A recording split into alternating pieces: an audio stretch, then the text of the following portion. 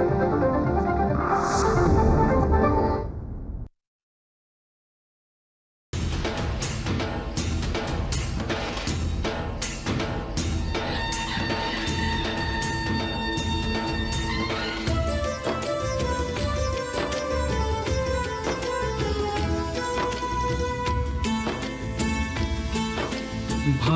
आपुले थोर म्हणून जाहलो मराठी, विश्वाच्या गाभारी गर्जे मराठी. भाग्य आपुले थोर म्हणून जाहलो मराठी, विश्वाच्या गाभारी गर्जे मराठी. गर्जे मराठी, गर्जे मराठी, विश्वाच्या गाभारी गर्जे मराठी. नमस्कार. गर्जे मराठी प्रस्तुत विश्वाच्या गाभारी गर्जे मराठी या कार्यक्रमामध्ये आपल्या सगळ्यांचं मनापासून स्वागत. आजच्या भागामध्ये आपल्याकडे बायोमेडिकल या अतिशय महत्त्वाच्या अशा क्षेत्रामध्ये काम करणारे डॉक्टर नितीन साळुंखे यांच्याशी गप्पागोष्टी करणार आहोत. अमेरिका स्थित नितीन साळुंखे यांनी युनिव्हर्सिटी ऑफ मेरीलँड बाल्टिमोर काउंटीमधून मेकॅनिकल इंजिनिअरिंगमध्ये PhD पदवी मिळवली आहे. कार्डिओव्हॅस्क्युलर बायोमेकॅनिक्स हे त्यांच्या संशोधनाचं मुख्य क्षेत्र आहे. या व्यतिरिक्त त्यांनी युनिव्हर्सिटी ऑफ ओक्लाहोमामधून MS आणि सॅन होजे स्टेट युनिव्हर्सिटीमधून एक्झिक्युटिव्ह MBA पदवी मिळवली आहे. सध्या ते सुपिरा मेडिकलचे अध्यक्ष आणि CEO आहेत. फेब्रुवारी 2020मध्ये कंपनीमध्ये सहभागी झाल्यापासून नितीन यांनी सुपिराच्या तंत्रज्ञानाला सुरुवातीच्या संकल्पनेपासून यशस्वी क्लिनिकल मूल्यांकनापर्यंत मार्गदर्शन केलं आहे. सुपिरा मेडिकलमध्ये येण्यापूर्वी नितीन यांनी मेडट्रॉनिक्सच्या न्यूरोव्हॅस्क्युलर व्यवसायाचे संशोधन आणि विकास उपाध्यक्ष आणि त्याच्या व्यवस्थापन मंडळाचं सदस्य म्हणूनही काम केलं आहे. त्यांनी अनेक कंपन्यांच्या उच्च पदांवर कामाचा अनुभव घेतला आहे. अनेक ठिकाणी संशोधन आणि विकास अभियांत्रिकीचे संचालक म्हणूनही त्यांनी काम केलं आहे. नितीन अनेक पेटंट आणि प्रकाशनांचे आविष्कारक तसंच सहलेखकही आहेत. भेटूया डॉक्टर नितीन साळुंखे यांना. त्यांचं आपण आधी सर्वात प्रथम स्वागत करूया. सर नमस्कार, आपलं कार्यक्रमात स्वागत. धन्यवाद. या कार्यक्रमात भाग घेण्याबद्दल संधी दिली आणि त्याबद्दल मला आमंत्रण दिलं त्याबद्दल आपले सगळ्यांचे धन्यवाद. थँक्यू. तर सर्वात प्रथम सर आपलं स्वागत कार्यक्रमामध्ये. आणि हे बायोमेडिकल किंवा बायोमेकॅनिक्स हे क्षेत्र नेमकं काय आहे आणि जगभरामध्ये भारतातही आणि अमेरिकेतही त्याची सद्यस्थिती काय आहे आणि या क्षेत्राची गरज किती आहे सध्याच्या काळामध्ये? सो बायोमेडिकल इंजिनिअरिंग म्हणजे काय की इंजिनिअरिंगचे जे ॲप्लिकेशन्स आहेत, इंजिनिअरिंगचे जे फंडामेंटल प्रिन्सिपल्स आहेत ते वापरायचे आणि मेडिकलचे प्रॉब्लेम सॉल्व करायचे. जर आपण आपली ह्युमन बॉडी, आपलं शरीर एक मशीन किंवा एक इंजिन समजलं, त्या मशीनचे वेगवेगळे पार्ट्स असतात. ते पार्ट्स कधी कधी कमी होतात, वीक होतात, बिघडतात.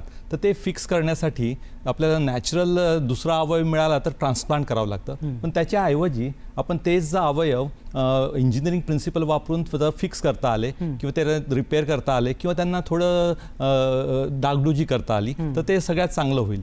अशा प्रकारे साधारण 20-25 वर्षापूर्वी हे वेगवेगळ्या क्षेत्रातलं इंजिनिअरिंग म्हणजे mechanical engineering, chemical engineering, electrical engineering, computer science या सगळ्या वेगवेगळ्या इंजिनिअरिंगच्या शाखांचं नॉलेज वापरून आपले मेडिकलचे प्रॉब्लेम्स सॉल्व्ह करायचं सुरुवात झाली.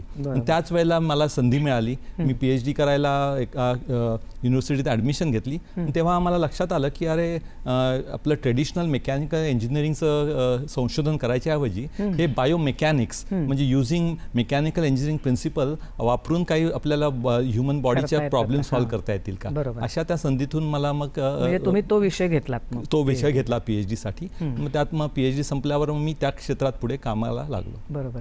आणि मला वाटतं PhD करताना तुम्हाला स्टुडंट पेपर अवॉर्ड सुद्धा मिळालेला आहे. म्हणजे इतकं तुम्ही त्यात खोलात जाऊन त्याचं संशोधन केलं.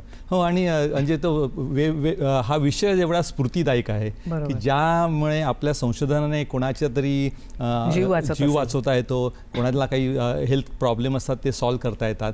त्या स्फूर्तीतून जेव्हा काम होतं ते निश्चितच अतिशय चांगल्या प्रकारे म्हणजे आपण म्हणून ट्रूली लाईफ सेव्हिंग म्हणजे आपलं काम किंवा आपला उद्योग करता करता जर आपल्याला लोकांच्या जीवाला वाचवता येत असेल तर त्याच्यापेक्षा चांगलं काम कोणतं, नाही का? अगदी बरोबर. आणि ते करण्याची संधी तुम्हाला या क्षेत्रामुळे मिळाली. पण मग आता थोडंसं पाठी जाऊया की तुमचं लहानपण, तुमचं आधीचं शिक्षण आणि तुम्ही या क्षेत्रापर्यंत कसे आलात? माझं लहानपण कोकणात गेलं. म्हणजे वडील फॉरेस्ट ऑफिसर होते, त्यामुळे मी कोकणातल्या मराठी शाळेत शिकलो. त्या मराठी शाळेतून शिकून मग पुढे कॉलेजसाठी पुण्याला गेलो. पुण्यात असताना कॉलेज ऑफ इंजिनिअरिंग पुणे COEP-मधनं मी मग मेकॅनिकल इंजिनिअरिंगची डिग्री घेतली आणि मग उच्च शिक्षणासाठी म्हणून मग अमेरिकेत गेलो. त्यावेळेला सुरुवातीला मेकॅनिकल इंजिनिअरिंग संदर्भात मी बरेचसे विषय आणि त्यावर संशोधन करायचा प्रयत्न केला आणि तो करत असताना PhDच्या ॲडमिशनच्या वेळेला ह्या क्षेत्राचं मला जरा जास्त कुतूहल वाटलं. त्यातून मग मी पुढे संशोधन सुरू केलं आणि मग त्यात देखील संशोधन करताना माझं स्पेशलायझेशन होतं कार्डिओव्हॅस्क्युलर, म्हणजे हृदयासंदर्भात जे वेगवेगळे उपकरणं वापरली जातात त्या संदर्भात. आणि त्यात देखील स्पेशलायझेशन असं होतं की हृदयाची ओपन हार्ट सर्जरी करायच्या ऐवजी आपण ती कॅथेटरद्वारे मिनिमली इन्व्हेझिव्ह, म्हणजे कमीत कमी सर्जिकल इन्व्हेझिव्हनेस कमी करून आपल्याला काही हृदयाचे प्रॉब्लेम सॉल्व्ह करता येतील का, त्यात माझा मग इंटरेस्ट तयार व्हायला लागला. मग गेले 30 वर्ष वेगवेगळ्या प्रकारचे हृदयाला लागणारी जे असतात उपकरणं किंवा जे हृदयाचे प्रॉब्लेम असतात त्या दरम्यान मग मी कॅथेटरद्वारे ते प्रॉब्लेम कसे सॉल्व्ह करतील त्याच्यावर प्रॉडक्टवर कामं करायला सुरुवात केली. पण जे तुम्ही आता ही 2020 साली स्वतःची कंपनी सुरू केली सुपेरा मेडिकल, पण त्याआधी तुम्ही खूप चांगल्या मोठ्या मोठ्या मल्टीनॅशनल कंपन्यांमध्ये नोकरी केलीत, म्हणजे अगदी जॉन्सन अँड जॉन्सन सारख्या सुद्धा. तर तेव्हा तिकडे नेमकं तुम्ही काय काम करत होतात आणि तेव्हा तुम्हाला या क्षेत्राविषयी काय जाणवलं की काय गरज आहे खरी? म्हणजे सो सुरुवात मी इंजिनियर म्हणून अगदी सुरुवातीला एंट्री लेवल इंजिनियर म्हणून काम सुरुवात केली. त्यातून मग प्रगती होत गेली, मग मोठ्या प्रमोशन्स मिळत गेली आणि मग एका वेळी एक प्रॉडक्टच्या ऐवजी वेगवेगळ्या प्रॉडक्टवर काम करायला सुरुवात झाली. असं करत त्या मोठ्या कंपन्यांमध्ये, मल्टीनॅशनल कंपन्यांमध्ये वेगवेगळ्या पदावर काम करायची संधी मिळाली. परंतु मी गेले 20-25 वर्ष सिलिकॉन व्हॅली कॅलिफोर्नियामध्ये राहतोय आणि सिलिकॉन व्हॅलीमध्ये एक अशी एनर्जी आहे की ज्यामुळे प्रत्येकाला वाटत राहतं की आपण काहीतरी शून्यातून नवीन स्वतःचं निर्माण. मला वाटतं तिथे संधी पण जास्त आहेत. म्हणजे आपण म्हणतो ना की बिझनेस करायचा असेल तर जरा ईज ऑफ डुईंग आहे बिझनेस, म्हणजे पटकन सगळ्या परमिशन मिळतात किंवा स्वतःची कंपनी सुरू करणं तरी निदान. ती इकोसिस्टम तिथं अवेलेबल आहे. म्हणजे कुठलाही बिझनेस चालू करायचा म्हटलं म्हणजे पहिल्यांदा कल्पना लागतात, आयडिया लागतात, तर त्या तिथं प्रोत्साहन मिळतं त्या आयडियांना. दुसरं म्हणजे टॅलेंट लागतं, योग्य प्रकारचे स्किल्स असलेले लोक अवेलेबल आहेत की नाही, तर ते स्किल रेडिली अवेलेबल आहे. तिसरं म्हणजे भांडवल लागतं. ते भांडवल पण तिथे व्हेंचर कॅपिटल आणि स्टार्टअप इकोसिस्टममध्ये रेडिली अवेलेबल असतं. त्यामुळे ती स्टार्टअपची जी इकोसिस्टम आहे ती तिथे अगदी सहजगत्या उपलब्ध असते आणि त्यामुळे सिलिकॉन व्हॅलीत राहिल्यावर स्टार्टअप अगदी सुरू करावीशीच वाटते. म्हणजे न केली तर त्यात काहीतरी चुकतंय असं वाटायला लागतं. आणि त्यामुळे मग 20-25 वर्षाचा प्रवास झाल्यावर लक्षात आलं की आपण पण काहीतरी करावं. मग त्या दरम्यान असं विचार करत असताना सिलिकॉन व्हॅलीमध्ये वेगवेगळ्या क्षेत्रातले कल्पना घेऊन त्याचे कंपनीज करायच्या अशा छोट्या छोट्या इन्क्युबेटर्स असतात. म्हणजे काय की सिमिलर माइंडेड पीपल सारखे विचाराचे लोक एकत्र येतात आणि त्यातून मग ते एकत्र काम करून मग त्या कंपनीज तयार होतात. तर तसंच आमचं बायोमेडिकलच्या संदर्भात एक इन्क्युबेटर आहे शिफामेड म्हणून. त्या इन्क्युबेटरमध्ये ह्या कंपनी सुरू होतात आणि त्यात ही सुपेरा मेडिकल म्हणून एक कंपनी सुरू झाली. मग त्यावेळेला सुरुवातीला ती कंपनी सुरू झाली तेव्हा मग मला पण त्याच्यात भाग घ्यायची संधी मिळाली. त्यांच्या कंपनीच्या आमच्या चेअरमननी मला बोलून घेतलं आणि विचारलं की अशी संधी आहे, काम करायला आवडेल का. मग त्यामुळे मग त्याबद्दल सुरुवात करून आम्ही मग ही कंपनीची सुरुवात केली. बरोबर. पण मग आता ह्या कंपनीत नेमकं काय काम चालतं आणि आतापर्यंत तुम्ही काय काय प्रोडक्ट लॉन्च केले आहेत आणि आता पुढची काय होऊ घातलेत? तर गेले 20-25 वर्ष प्रायमरीली मी वेगवेगळ्या प्रॉडक्ट्सवर काम केली. ते सगळे कार्डिओव्हॅस्क्युलर सिस्टम संदर्भात आहेत, म्हणजे हृदय आणि रक्तवाहिन्या त्यांच्या संदर्भात. आपली कार्डिओव्हॅस्क्युलर सिस्टम म्हणजे काय आहे की एक हार्ट एक पंप असतं आणि रक्तवाहिन्यांद्वारे सगळे शरीराभर रक्त पुरवठा होतो. तर त्या रक्तवाहिन्यांमध्ये किंवा हार्टमध्ये काही प्रॉब्लेम आला, समजा हार्टमध्ये प्रॉब्लेम आला तर हार्ट बंद पडलं तर सगळं आयुष्य संपतं. किंवा रक्तवाहिन्यांमध्ये समजा काही ब्लॉकेज तयार झाले, ते ब्लॉकेज समजा हार्टमध्ये असेल तर हार्ट अटॅक येतो, ते ब्लॉकेज जर ब्रेनमध्ये असेल तर स्ट्रोक येतो. असं वेगवेगळ्या अवयवांमध्ये जेव्हा रक्तवाहिन्यांद्वारे रक्तप्रवाह कमी पडतो तेव्हा त्याला प्रॉब्लेम. मग ते रक्तवाहिन्यांमधला तो ब्लॉकेज कसा ओपन करायचा मेकॅनिकली, त्या संदर्भात मग प्रॉडक्ट्स आम्ही तयार केले. कधी कधी रक्तवाहिन्या लीक होतात, बर्स्ट होतात आणि मग तेव्हा रक्तस्राव होतो. म्हणजे तो रक्तस्राव समजा बेंदूत झाला तर परत स्ट्रोक येतो. मग तो रक्तस्राव थांबण्यासाठी पण मेकॅनिकली आपण त्याला सील करू शकतो आतमधून कॅथेटरद्वारे. असे सगळे वेगवेगळे प्रॉडक्ट करत होतो. मग शेवटी जेव्हा सुपेरा मेडिकलची कल्पना आली तेव्हा लक्षात आलं की बरेचसे आपले हार्ट पेशंट असतात की ज्यांना हार्ट अटॅक आल्यानंतर हार्ट एवढं कमकुवत होतं, हृदय एवढं कमकुवत होतं की ते रिप्लेस करावं लागेल, हार्ट ट्रान्सप्लांट करावं लागेल. आणि ट्रान्सप्लांट नाही मिळालं खूपच खर्चिकपणे आणि मिळेल की नाही पण आणि वेळेत जर ट्रान्सप्लांट नाही मिळालं तर तो माणूस दगावायची शक्यता असते. तर आमचं सुपेरा मेडिकलचं असं प्रॉडक्ट आहे की जे कृत्रिम हार्ट आहे, जे टेम्पररीली तुम्ही वापरू शकता. म्हणजे एनिवेअर फ्रॉम 5 ते 6 तासापासून तर 2 आठवड्यापर्यंत त्या आपण रुग्णाला हे आर्टिफिशियल हार्ट वापरून जिवंत ठेवू शकतो. आणि महत्त्वाचं म्हणजे हे कृत्रिम हृदय तुम्हाला सर्जरी करावी लागत नाही. ते कॅथेटरद्वारे तुम्ही आपल्या रुग्णाच्या हृदयामध्येच ते कृत्रिम हृदय टाकू शकता आणि लिटरली म्हणजे एक 15 ते 20 मिनिटाच्या प्रोसिजरमध्ये हे हृदय चालू होऊ शकतं. म्हणजे मग ताबडतोब आपण त्या रुग्णाचं हृदय आपण त्याला कृत्रिम हृदयाने सपोर्ट करू शकतो आणि मग त्याद्वारे मग त्या रुग्णाचं थोडं आयुष्य वाढतं, तोपर्यंत तो सक्षम होऊ शकतो. सक्षम झाल्यानंतर मग हार्ट ट्रान्सप्लांट किंवा इतर त्याच्यावर इलाज करू शकतो. बरोबर आहे. पण म्हणजे सर हे क्षेत्र तुम्ही अमेरिकेत सांगितलं की हे करणं त्या मानाने सोपं आहे वगैरे. भारताची लोकसंख्या इतकी प्रचंड आहे, 140 करोड, आणि आपण आता बघतोय की आपल्या देशामध्ये भारतात हार्ट अटॅक, कॅन्सर, डायबिटीस याचं प्रमाण भयंकर वाढतंय. म्हणजे पूर्वी असं नव्हतं. आज आपल्याला घरोघरी यातला एक पेशंट दिसतो. अगदी बरोबर. तर मग आपल्या देशात ह्या संशोधनाची खूप गरज पण आहे आणि इथे म्हणजे काय म्हणू, असं म्हणू नये पण ग्राहक खूप आहेत बरोबर देशात. तर आपल्या देशामध्ये याची स्थिती काय आणि तुम्ही जर तिकडे करत असाल तर त्याचा भारतात उपयोग होतो का? हो, गेल्या 15-20 वर्षापासून आता हे वेगवेगळे जे मेडिकल प्रॉडक्ट्स आहेत त्याची सुरुवात भारतात देखील झाली आहे. बनवायला छोट्या प्रमाणात सुरू झाली आहे, परंतु सुरू झाली आहे. भारतात आपल्याकडे तंत्रज्ञान आहे, आपल्याकडे स्किल लेबर फोर्स आहे आणि आपल्याकडे आर्थिक भांडवल आहे.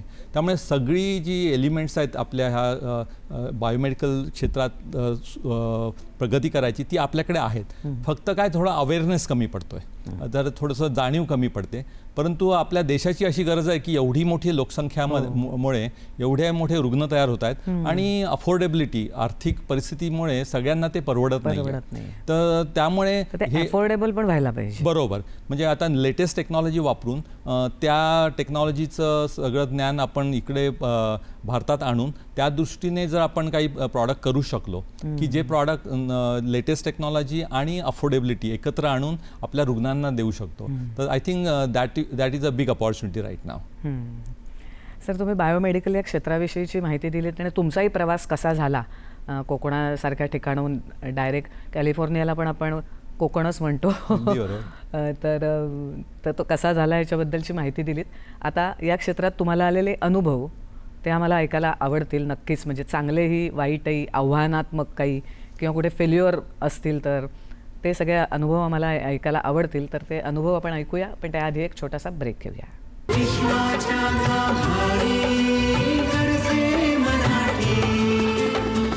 गरजे मराठी प्रस्तुत विश्वाच्या गाभारी गरजे मराठी या कार्यक्रमात ब्रेकनंतर आपलं पुन्हा एकदा स्वागत.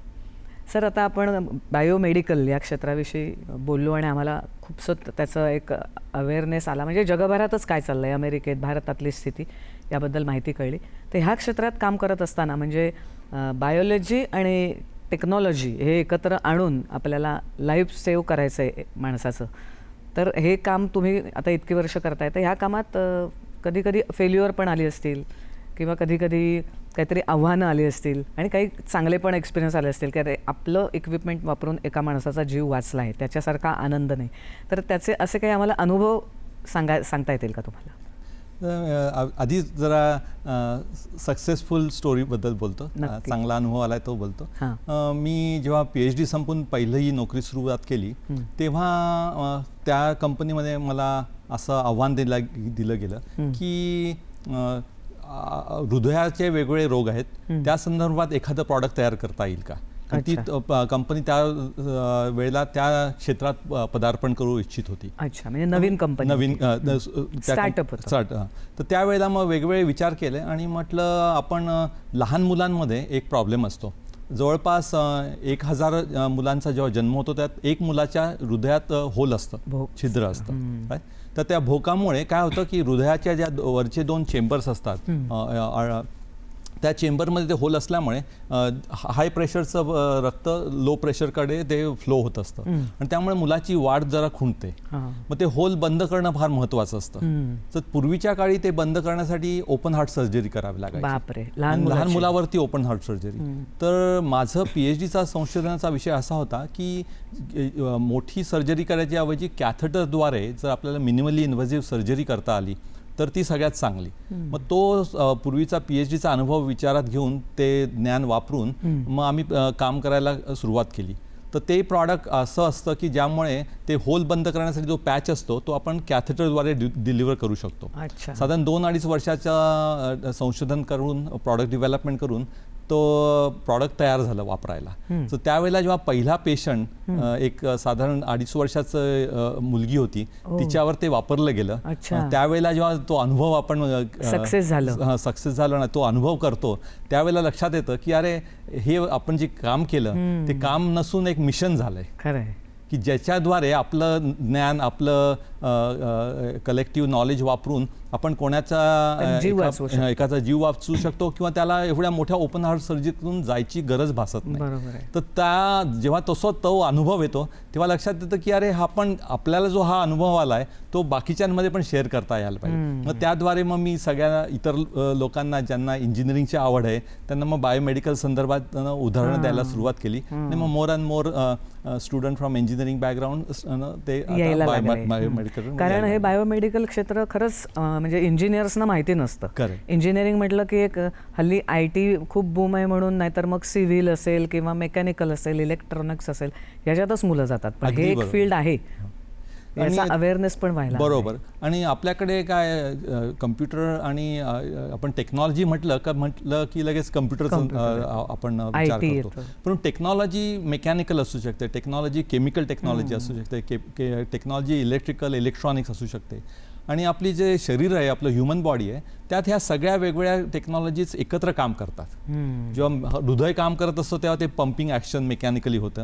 पण हृदय जेव्हा पंप होतं तेव्हा मेंदूपासून हृदयाला एक इलेक्ट्रिकल शॉक मिळत असतो. Every shock will create the pumping action. मग ते इलेक्ट्रिकल सिस्टम पण असते. ती समजा चुकीची ठरली तर मग त्यावर आपल्याला प्रॉडक्ट तयार करावं लागेल. म्हणजे पेसमेकर म्हणतो. Pacemaker is a miniature computer. तो कम्प्युटर बॉडीमध्ये असतो आणि तो हृदयाला शॉक करत असतो पिरियॉडिकली जेव्हा हृदयाचा शॉक इरेग्युलर होत असतो. तर असे वेगवेगळ्या इंजिनिअरिंगचे ॲप्लिकेशन वापरून खूप संधी आहेत की ज्याच्याकडून आपण प्रॉडक्ट तयार करू शकतो की ज्याच्यामुळे त्या माणसाला, त्या रुग्णाला बरं व्हायची शक्यता असते. आणि आपल्याकडे आपल्या डिझीज बर्डन एवढं अधिक खूप झालंय आणि अफोर्डेबिलिटी कमी असल्यामुळे संधी पण तेवढ्याच तयार झाल्या. आणि टेक्नॉलॉजी एक्सचेंज आता खूप इझी झालंय. म्हणजे जे बाहेरच्या देशात जी टेक्नॉलॉजी अवेलेबल आहे ती आपल्याला आपल्या देशात आणता येते आणि आपल्या देशातली बाहेर पण देता येते. त्यामुळे ती एक्सचेंज एवढं इझी झाल्यामुळे आपली संधी खूप तयार झाल्यात भारतामध्ये की जेणेकरून हे बेसिक इंजिनिअरिंग प्रिन्सिपल वापरून आपण बायोमेडिकल प्रॉडक्ट्स भारतात देखील तयार करू शकतो. ही चांगला अनुभव झाला. आता एखादा थोडासा फेल्युअरचा किंवा आव्हान निर्माण करेल असा अनुभव. बऱ्याच वेळेला सुरुवातीला आपण जेव्हा प्रॉडक्ट तयार करतो ते प्रॉडक्ट आधी आपण लॅबमध्ये टेस्ट करतो. त्याच्यानंतर आपण प्राण्यांवर त्याचा प्रयोग करतो आणि त्याच्यानंतर सर्वात प्रथम त्या पेशंटवर वापरायची सुरुवात होते. तर आपण जरी कितीही टेस्ट केल्यात लॅबमध्ये प्राण्यांवर, शेवटी आपण जेव्हा रुग्णावर त्याचा पहिल्यांदा प्रयोग करू शकतो तेव्हा काही 2-4 गोष्टी कधी कधी चुकू शकतात. कारण जेव्हा आपण आपल्या शरीरातली कंडिशन असते ती आपण कम्प्लिटली लॅबमध्ये तयार करू शकत नाही. मग त्या एखाद वेळेला थोड्या गोष्टी कमी जास्त झाल्या तर त्यात रुग्णाला दुखापत व्हायची शक्यता असते. मग जेव्हा सुरुवातीचे काही प्रयोग करत असतो आपण, त्याला आम्ही क्लिनिकल ट्रायल्स म्हणतो, तेव्हा काही वेळेला थोड्या रुग्णाला दुखापत व्हायची शक्यता असते. मग तेव्हा फार वाईट वाटतं की अरे आपण कुठेतरी आपलं चुकलं असेल त्यामुळे याच्यामुळे रुग्णाला परिणाम होतोय का. परंतु त्यात त्यातून काय होतं, शिकायला मिळतं. मग लगेच त्या प्रॉब्लेममुळे जे शिकायला मिळतं त्यामुळे आपण लगेच प्रॉडक्ट मॉडिफाय करू शकतो, चेंज करू शकतो. बरोबर आहे. मग परत तो रुग्णात वापरायचा आणि मग त्याची इम्प्रूव्हमेंट करायची. अशी करत करत ती प्रगती करत मग तो शेवटी प्रॉडक्ट परफेक्शनला जातो. बरोबर आहे. पण अशा वेळेला जे कधी कधी कॉम्प्लिकेशन्स होतात तेव्हा वाटतं का अरे आपण थोडं कुठे कमी पडलोय का, काही अजून, चुकलोय हां, हे का. व्हायला परंतु अशा वेळी आपल्याला थोडंसं ब्रॉडर स्केलवर विचार करावा लागतो की अरे ह्या चुकांमुळेच आपण शिकतो, पुढे आणि त्या अजून चुकां- चांगलं उपकरण आणि होऊ चांगलं शकणार उपकरण आहे. तयार करू बरोबर शकतो. आहे. सर, तुमच्या नावावर 2 पेटंट्स आहेत असं सुद्धा मला कळलंय. तर पेटंट आपल्या नावावर असणं हे खरंच खूपच अभिमानाची गोष्ट आहे खरं तर, की कारण ते तुमचं स्वतःचं असतं आणि त्याला आता दुसरं कोणी पेटंट एकदा झालं की दुसरं कोणी त्याच्यावर हक्क सांगू शकणार नसतं. तर हे नेमके 2 पेटंट्स तुम्हाला कसे मिळाले, कशाच्याबद्दल मिळाले? तर ते दोन्ही पेटंट, जे पहिलं प्रॉडक्टबद्दल मी बोललो की या लहान मुलांमध्ये जे होल असतं ते पॅच करायचं असतं, तर त्या पॅच करायचं जे आम्ही प्रॉडक्ट तयार केलं त्याच्यावर ते पेटंट्स आहेत. मग त्याची छोटी गंमत सांगतो. सुरुवातीला ती कल्पना कशी आली, तर जे होल असतं ते बंद करण्यासाठी आपल्याला एक पॅच लागणार आहे. पण तो पॅच आपल्याला ओपन हार्टने डिलिव्हर करायचा नाही, आपल्याला छोट्या कॅथेटर, छोट्या ट्यूबमधनं करायचा आहे. तर मी माझ्या टीम मेंबर्सला असं आव्हान दिलं की तुम्ही अशी कल्पना आणू शकतात का की जेणेकरून तुम्ही एक मोठी सर्क्युलर डिस्क किंवा पॅच छोट्या होलमध्ये डिलिव्हर कशी करू शकाल.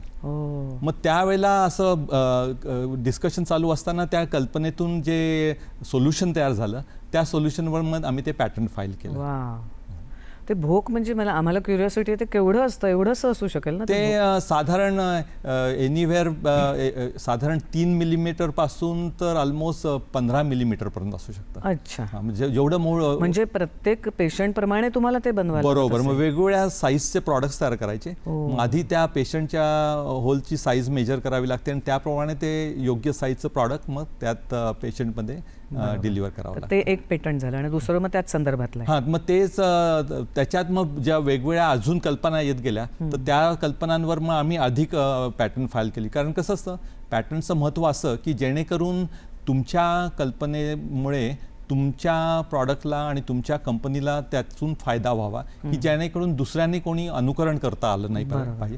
मग ते करण्यासाठी मग एक पॅटर्न फाईल झालं की त्याच्यावरून अजून वेगवेगळे त्याच एरियातले वेगवेगळे पॅटर्न फाईल करायचे की जेणेकरून कलेक्टिव्हली तुम्हाला त्या कल्पनेला प्रोटेक्ट करता येतं. बरोबर. तर सर, नेमकी आता तुम्ही काय प्रॉडक्ट करताय आणि ती कशी हळूहळू विकसित होत गेली याच्याबद्दलची माहिती दिलीत. कारण हे क्षेत्र असं आहे, म्हणजे आपल्याला बिस्किटाचा पुडा नाही तयार करायचा आहे की एक बिस्किटचा पुडा केला आणि मग तो हजारो येत राहिले. तुमचं हे क्रिएटिव्ह सुद्धा आहे काम तसं म्हटलं तर, आणि माणसाच्या जीवाशी हे करणारं काम आहे, त्यामुळे ते खूप रिस्की आहे. तर त्या कामात इतकी आणि नैपुण्य हवं, त्याला खूप फिनिशिंग हवं, म्हणजे मिलीमीटरचा विचार करायला हवा. तर एवढा सगळा अभ्यास करून तुम्ही ही सगळी प्रॉडक्ट्स बनवताय, ती कशी बनली याची आम्हाला ह्या 2-3 उदाहरणावरूनच कल्पना आली की त्याचं गांभीर्य किती आहे. तर त्यामुळे हे क्षेत्र आम्हाला जास्त कळलं त्या अनुभवातनं. आता हा तुमचा जो अनुभव आहे तो दुसऱ्यांना शेअर करावा आणि आपण म्हणतो ना की giving back to the society किंवा giving back to the our land, यासाठी तुम्ही गर्जे मराठीशी कनेक्ट झालात आणि तुम्ही त्याद्वारे सुद्धा आता मेंटॉरिंग असेल किंवा अशी कामं करताय. तर ही नेमकी कामं कशी करताय आणि तुमच्या अनुभवातून या तुमच्या क्षेत्रात आता नेमक्या संधी काय आहेत हे आम्हाला जाणून घ्यायचं आहे, पण एका छोट्याशा ब्रेकनंतर.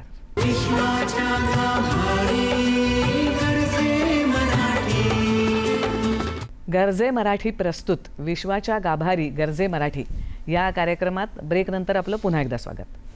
तर सर, आता बायोमेकॅनिक्स किंवा बायोमेडिकल हे क्षेत्र तर आमच्या लक्षात आलं, पण हे क्षेत्र इथल्या मुलांना कळावं किंवा या क्षेत्रात जास्तीत जास्त मुलांनी यावं यासाठी तुम्ही गर्जे मराठीबरोबर कनेक्टेड झालात. तर गर्जे मराठीत तुम्ही नेमकं काय काम करताय आणि गर्जे मराठी या संकल्पनेविषयी तुम्हाला काय वाटतं? साधारण 10 वर्षापूर्वी आनंदजी गाणूंनी मला कॉन्टॅक्ट केलं आणि त्यांनी ती कल्पना प्रस्तुत केली की अरे आपल्या जगभर वेगवेगळ्या क्षेत्रात आपले मराठी लोक फार छान काम करतायत, परंतु आपल्यालाच ते माहिती नसते. मग ती कल्पना अतिशय आवडली आणि मग त्या दरम्यान मग आनंदजींबरोबर काम सुरू केलं आणि मग त्यामुळे काय झालं की आपल्याला वेगवेगळ्या जगातल्या वेगवेगळ्या भागात वेगवेगळ्या क्षेत्रात वेगवेगळ्या पदावर असलेल्या मराठी माणसांचा संबंध आला. त्यातून एक गोष्ट लगेच लक्षात आली की जो मराठी माणसाबद्दल गैरसमज असतो की अरे मराठी माणूस थोडं धाडस पण करायला करत कमी नाही असतो किंवा फक्त नोकरीच हां, करत किंवा राहतो. अगदी रिस्क घ्यायची तयारी नसते किंवा मराठी माणूस नवीन क्षेत्रात जात नाही. ह्या सगळ्या ज्या गैरसमज होत्या त्या एकदम दूर झाल्या, कारण एवढ्या वेगवेगळ्या क्षेत्रातली लोकांचा कॉन्टॅक्ट करता आला, त्यांची प्रगती बघता आली, त्यांचे धाडसी वृत्तीने आपल्याला काही शिकता आलं. मग ते लक्षात आल्यावर मग त्यातून आम्हाला पण स्फूर्ती आली आणि त्यात माझं क्षेत्र थोडं वेगळं पडत असल्याने म्हटलं आपण त्याद्वारे पण आपण काहीतरी नवीन पिढीला त्याचा प्रचार करता येईल म्हणून गरजे मराठीच्या प्लॅटफॉर्मचा उपयोग करावा. मग त्या दृष्टीने मग आम्ही सुरुवात केली आणि मग गरजे मराठीचे वेगवेगळे प्रोग्राम्स असतात, कार्यक्रम असतात, आमची वार्षिक कॉन्फरन्स असते, आमची स्टार्टअप मेंटरशिप प्रोग्राम आहे, मेंटोरिंग प्रोग्राम आहे, कॉलेज टू कॅम्पस प्रोग्राम आहे. मग हे वेगवेगळे प्लॅटफॉर्म वापरून मग त्याद्वारे मी मग बायोमेडिकल इंजिनिअरिंग संबंधात लोकांमध्ये अवेअरनेस सुरुवात केली. मग तो प्लॅटफॉर्म नसता तर मग हे अवेअरनेस करणं अवघड जातं. त्यामुळे मग गरजे मराठीचं महत्त्व अजूनच मला जास्त जाणवलं. बरोबर. मग सर, गरजे मराठीतनं काम करत असताना म्हणजे मेंटॉरिंग असेल किंवा कॉन्फरन्समध्ये या क्षेत्राची माहिती सांगणं असेल, असं करता करता तुम्हाला मराठी तरुण पण समोर येत असतील तुमच्या, तर या महाराष्ट्रातल्या मुलांनी नुसतं नोकरीकडे न जाता उद्योगाकडे वळावं किंवा नोकरी जरी असली तरी या क्षेत्रात सुद्धा संधी आहेत खूप. तर हे तुमच्या लक्षात आलं असेल, त्यामुळे जाता जाता तुम्ही या तरुण मुलांना काय सल्ला द्याल की आणि या क्षेत्रात संधी किती आहेत याविषयी काय सांगाल? की कधी कधी सुरुवात तर नोकरीने करावी लागते, बरोबर, कारण अनुभव मिळण्यासाठी. तर सुरुवात करण्याला त्यात काही वाईट नाही आहे, परंतु नोकरी करताना लक्षात नक्की ठेवा की ह्याद्वारे हा अनुभव घेतल्यावर सुरुवात झाल्यानंतर इव्हेंच्युअली मला स्वतःचं काही करता येईल. तो अनुभव असा गोळा करा की ज्याद्वारे जे काही 5, 10, 15, 20 वर्षाचा अनुभव झाल्यावर तुम्हाला जर स्वतःचं काही व्यवसाय चालू करायचा असेल, हां, तर ते ध्येय ते ठेवा की मला स्वतःचं काही करता येईल का, आणि त्याद्वारे तो अनुभव गोळा करा. ते करत असताना कुठलं तरी क्षेत्र निवडावं लागणार आहे. तर ऑफकोर्स बायोमेडिकल इंजिनिअरिंग माझं क्षेत्र असल्यामुळे मी त्याचं जास्त प्रोत्साहन द्यायचा प्रयत्न करतो. आणि सगळ्यात महत्त्वाचं काय की आपल्या देशाला गरज आहे ह्या क्षेत्राची. आणि दुसरं म्हणजे त्याद्वारे जे प्रॉडक्ट तयार होतात त्यातून तो रुग्ण किंवा तो पेशंट जेव्हा बरा होतो, त्याला जेव्हा बरं वाटतं, त्यातून जे मिळणारं समाधान आहे ते अतिशय वेगळं असतं. तर एखादं उपकरण तयार करणं, एखादा कम्प्युटर प्रोग्राम लिहिणं किंवा एखाद्या ऑटोमोटिव्ह प्रॉडक्टवर काम करणं ते वेगळं समाधान आहे.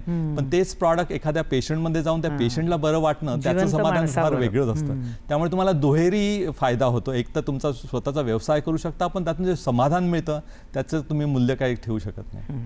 म्हणजे या क्षेत्रात खूप संधी आहेत वेगवेगळ्या बाजूंनी, तर त्या तुम्ही नक्की म्हणजे प्रयत्न करा त्या घेण्याचा. सगळे नॉर्मल कॉमन जे पाथ आहेत ते सोडून थोड्या वेगळ्या पाथवर पण जरी आलात तर त्यात पण भरपूर संधी आहेत. त्यामुळे या क्षेत्रात सुद्धा जरूर या. आणि त्यात थोडं कॉम्पिटिशन कमी आहे. तुम्ही सुरुवातीला तुम्ही त्याला आपण फर्स्ट मूव्हर ॲडव्हान्टेज म्हणतो. तुम्ही जर त्या नवीन क्षेत्रात जात असाल आणि तुम्ही सुरुवात करत असाल तर कॉम्पिटिशन कमी असल्यामुळे तुम्हाला तेवढीच प्रगती करायची शक्यता पण जास्त होते. बरोबर. सर, तुम्ही इथे आलात आणि बायोमेडिकल या क्षेत्राची माहिती दिलीत, तुमचा स्वतःचाही पर्सनल प्रवास सांगितलात आणि या क्षेत्रात खूप संधी आहेत असं एक आशादायक चित्रसुद्धा मुलांसमोर उभं केलं. इथे खास आपल्या मुंबईतल्या स्टुडिओत तुम्ही आलात आणि आम्हाला ही मुलाखत दिलीत, त्याबद्दल मनापासून धन्यवाद.